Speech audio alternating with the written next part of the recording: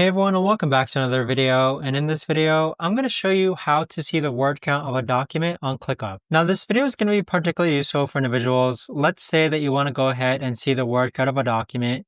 Maybe you're doing client work and you want to make sure you meet the word count limit.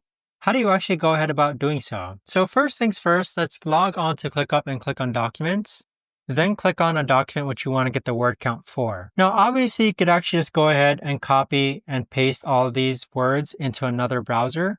But the easier way to do it is that if you actually expand the page and then click on Advanced and then scroll down, you're actually going to see the stats of this page.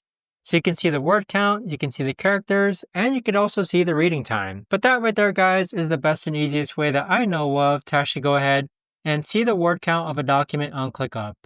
If you guys know of a better or easier way to actually do this, let me know in the comments down below. I would love to know. Thanks so much for watching everyone, and I'll see you guys all in the next video.